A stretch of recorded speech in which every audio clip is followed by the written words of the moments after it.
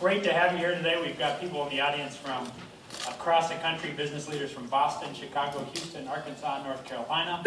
We have advocates from Atlanta, Philadelphia, Kentucky, and researchers from as far away as Oregon. So I welcome you all here. I'll say a quick word about one of our guests, and that's Dan Murphy. My own dad, God rest his soul, was a Bostonian to his soul. And he would maybe be turning in his grave if he knew I was about to admit what I'm about to admit, which is I'm a big fan of a New York Met. My dad would, I think, be very comfortable with it if he knew about Dan. And so let me just say, on behalf of White House dads, to Murph, I gather as they call him, thank you very much. Thank you to Tori, to his wife, and to Noah, their son. I'm certain that he didn't know he was about to set off a national debate when he decided to be a dad and to do what all of us so much long to do when we're expecting a child. But he did set off a national debate. We're better for it, and we're really grateful to him for doing so. So thank you, Murph, and God bless. So talking about being a dad, the president calls it, what he says is sometimes the hardest but always the most rewarding job. And coming from the commander-in-chief, that's saying something. So I believe that too, and last night I talked to my kids a little bit about what they think makes a good dad. They told me that a good dad doesn't take away their kids' iPods. would give them pizza Monday, Tuesday, Wednesday, Thursday, and Friday nights. Another one of my kids said, a good dad makes breakfast for us at least once a weekend. But I think what they said more than anything was that a good dad is just somebody who's around. A good dad is somebody who can be there. And so it's not only that good dads are good for kids and good for families. It turns out, as we'll talk about today, good dads are also good for the country and good for the economy. 2 weeks from now, we'll kick off the White House Summit on Working Families. That summit will convene an even broader group of people to continue this administration's work to ensure that our economy makes full use of all of America's talent and that our businesses stay competitive in this global economy. To stay competitive, companies need to attract and retain the best talent, and policies that support working families do just that. One piece of that Working Families Summit is today's discussion, the first of its kind at the White House to discuss working dads. We hope to accomplish two things today. First, to explode those dusty, outdated stereotypes about dads as distant breadwinners and look at the new realities of fatherhood today. How lots of dads are the primary caregivers for their young kids, how there are now more single dads, more stay-at-home dads, and more dads in families where both the mom and dad work, and more two-dad families. Across the board, dads today say they want to be caregivers, not just breadwinners. They want to share in parenting. They want to go to school conferences and the pediatrician appointments.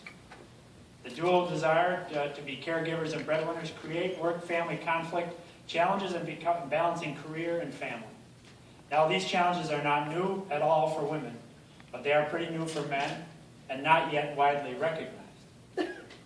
Then, before we lose hope and believe that nothing can be done, we'll talk about solutions. That when companies expand workplace flexibility options and paid parental leave, for example, it's a win-win for the businesses and for its employees. Now, the risk to businesses is not in the cost of adopting new flex and leave policies. It's the cost of not adopting them. Losing talent, replacing employees, less engaged and productive employees, then your more progressive competitors. So this is a timely and important discussion. We're grateful to have all of you in terms of participants here, as well as over the live streaming, to help us dig into these matters. And to kick it all off, I'm going to hand it off to my neighbor, a good friend, a very effective secretary, and also a very good dad, Tom Perez. Tom?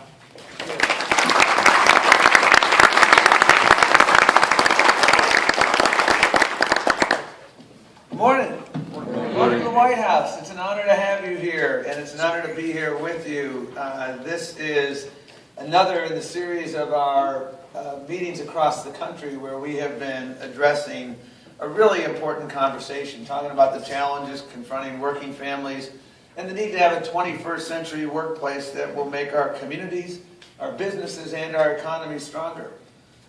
Denis actually lives about a half a mile from me in the People's Republic of Tacoma Park, and so we actually run into each other once in a while on the soccer field. Tomorrow afternoon, we have a cabinet meeting with the economic cabinet, the president. I won't be there. Our deputy secretary will be there because my daughter graduates from high school tomorrow, and I'm going to that. Last Friday afternoon was my youngest child. I have an 11, a 15, and a 17-year-old. And he had his birthday party late Friday afternoon a few days ago. And I cut out early because I had been gone so much on travel. I promised him I'd be there for his birthday. I just completed my 10th year of coaching at least one of my kids' teams. In a couple of years, I was coaching 2 different teams.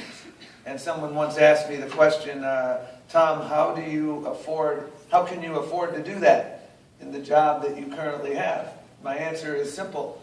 How can you afford not to do that?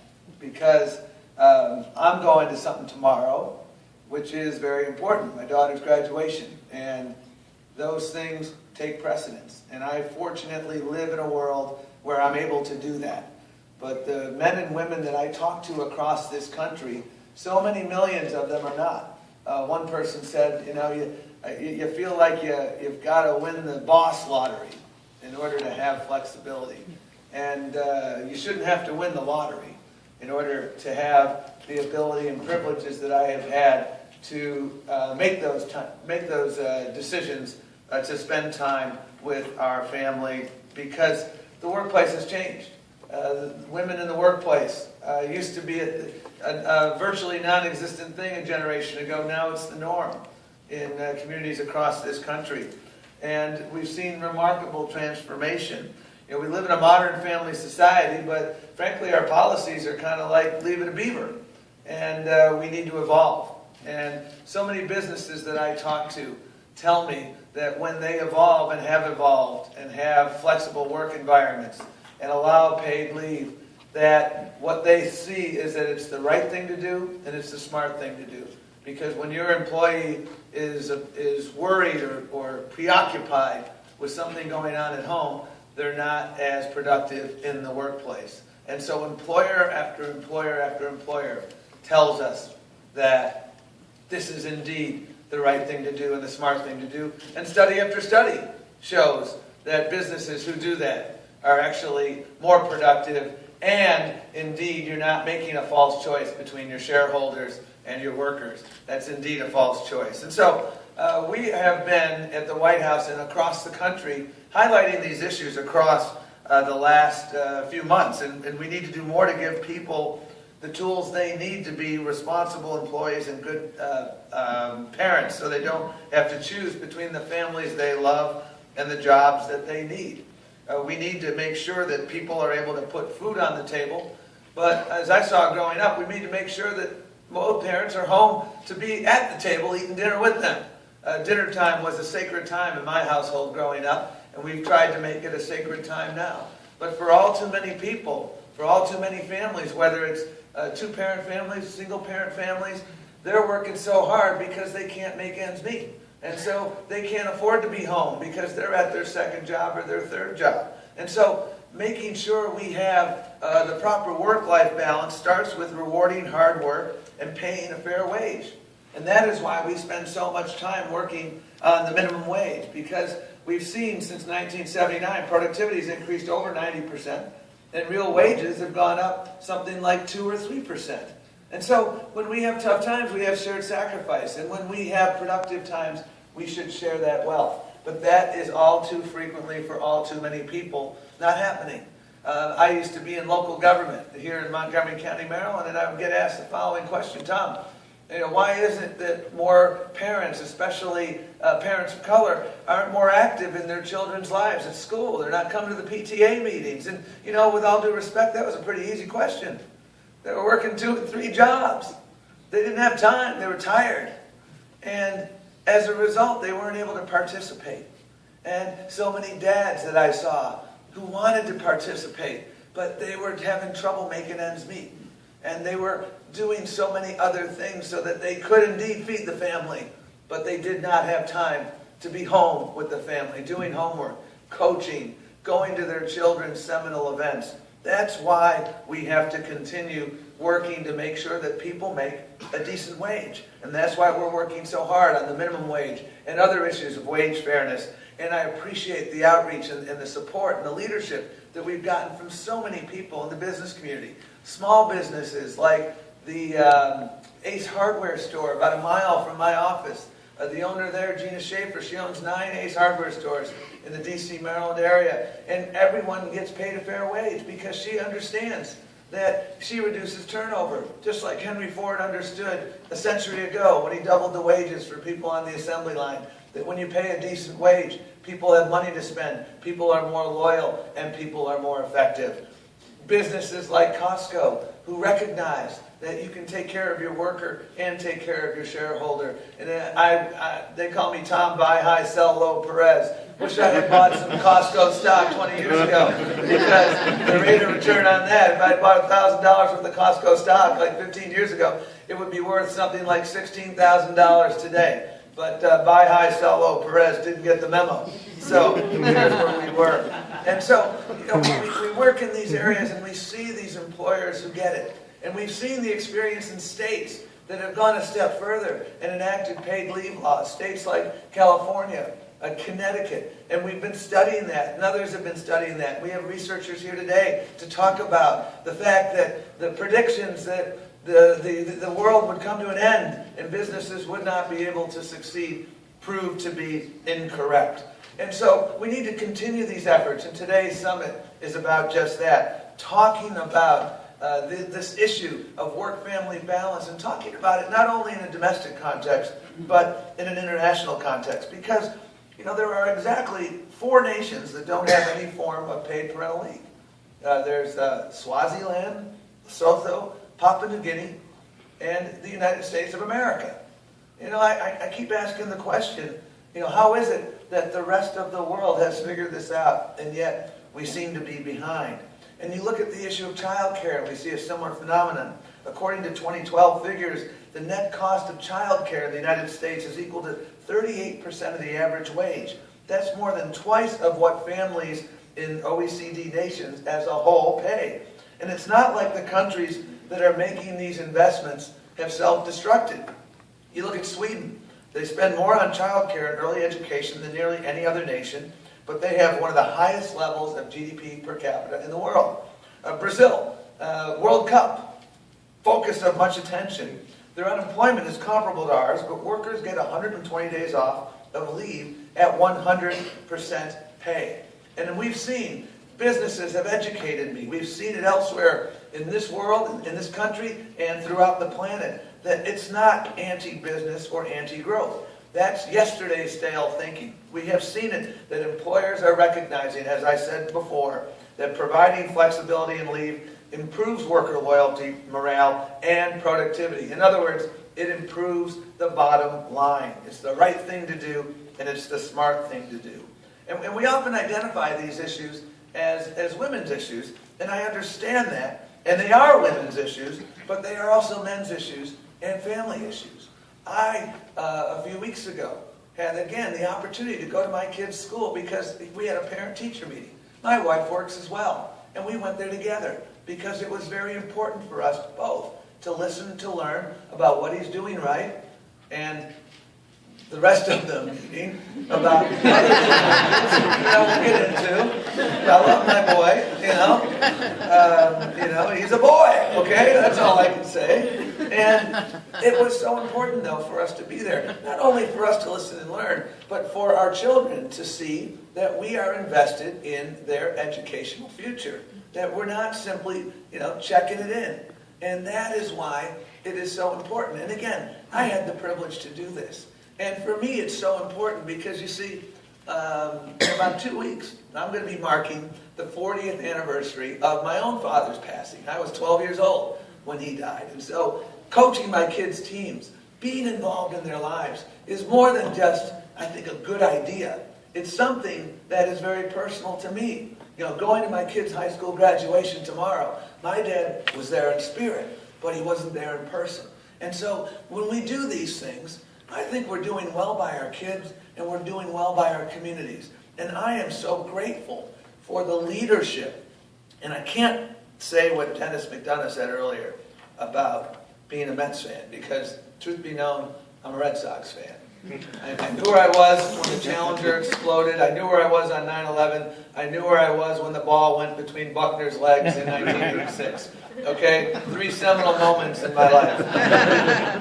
But I gotta say, I became more of a Mets fan when I read about the leadership and heroism of Daniel Murphy, setting an example for what fathers should do across this country. And you know, America's pastime has gotten better as a result of the recognition that you can be a good baseball player and a good dad, and your franchise isn't going to go to heck in a handbasket. That's a remarkable example. And again, being part of a union gave him that opportunity.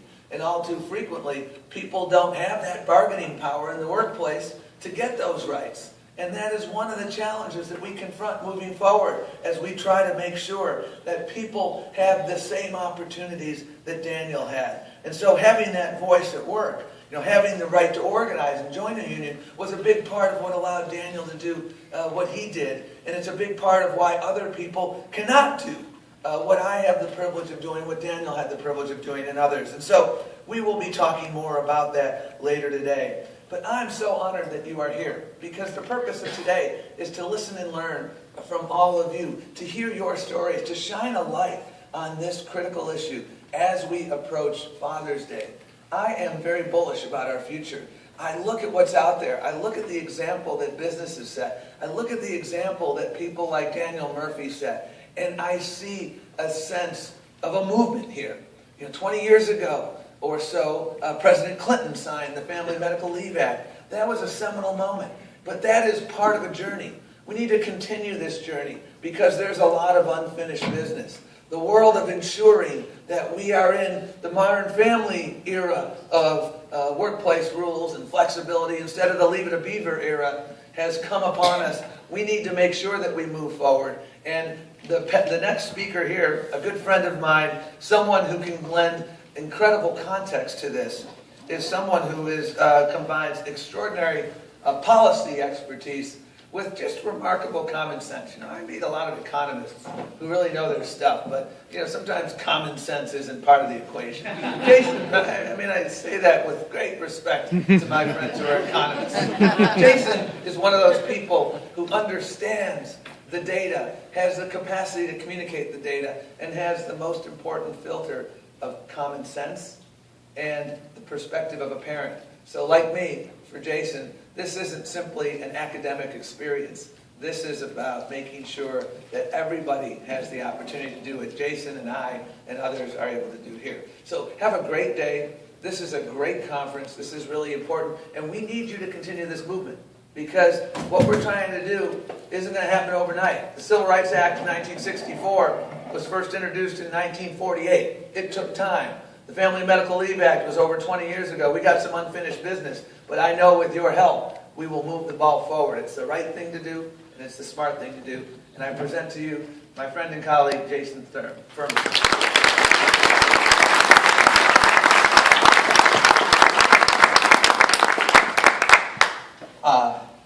Thanks so much for that introduction and for those great remarks. I'm going to not describe my last parent-teacher conference, or at least relate to what my wife told me happened during it. But I did make it for the last time we read a book in this class, and that was pretty exciting.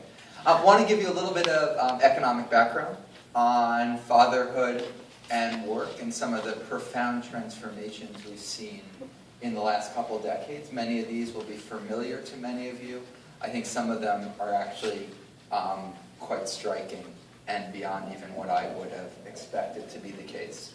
The first slide, though, starts with women, because that's where all of this begins. And you see one of the most profound changes in our economy in the last half century is the entry en masse of women into the workforce. And women's labor force participation for prime-age women was 50% in 1970.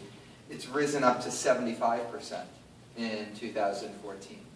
This had a huge impact boosting America's economic growth for decades, boosting the amount of innovation and entrepreneurship we brought to bear in our economy, and really giving us a tailwind.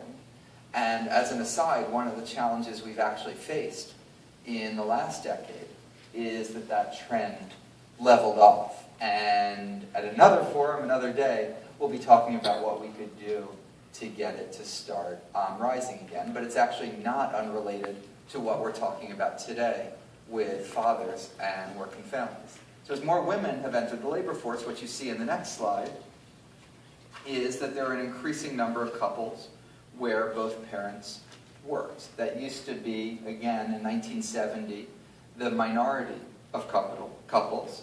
And by today, it's about 2/3 of couples that you have where both parents work.